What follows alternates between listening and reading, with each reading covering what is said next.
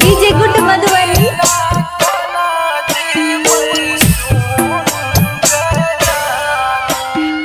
एना तू कथिला केले हमरा भूलिए देल तोरा बिना कोना जीबै सुन गे जानू कनियो नहीं माया एलो कनियो नहीं दाया गे कोना रहबै तोरा बिनु सुन गे जानू दुआरा पे तोरा आई बजतौ जे डीजे गे हमर की हाल हेतै सुन गे जानू। अखन अहाँ सब सुन रहल छी मिर्जापुर से अनु रिकॉर्डिंग स्टूडियो के शानदार प्रस्तुति। DJ good Madhubani.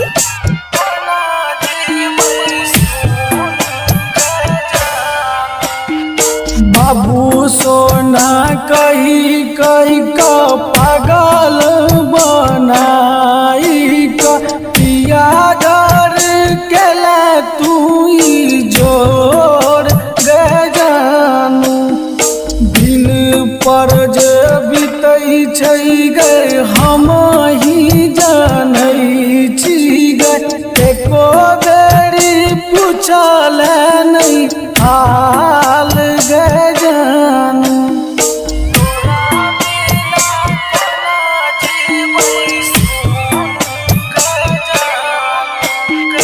DJ good Madhubani.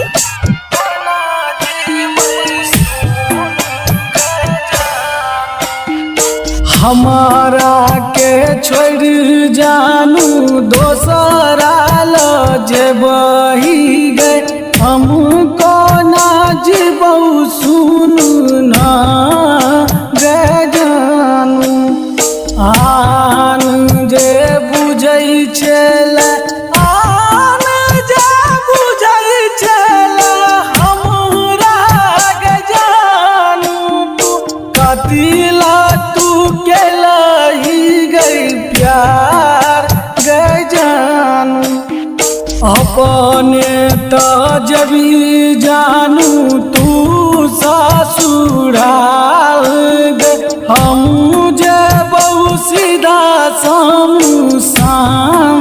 गे जानू राज जे रैता जानू घर साल जतियो गे एके संगे दुनू गोटे रहितौ गे जानू मुकेश के संगे छोड़ के पिया घर गेल गे मरैला तू केला मजबूर गे जानू। अखन अहाँ सब सुन रहल छी मिर्जापुर से अनु रिकॉर्डिंग स्टूडियो के शानदार प्रस्तुति। DJ good Madhubani.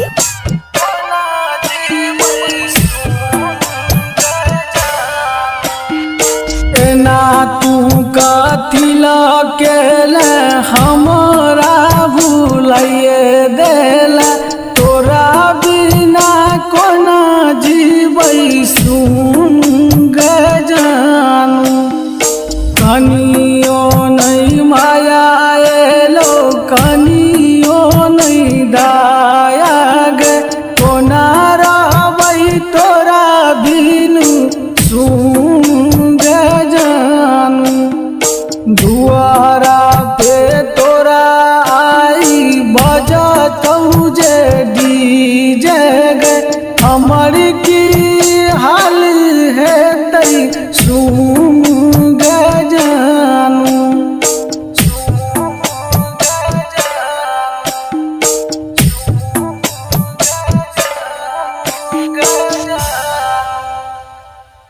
एना तू कथिला केले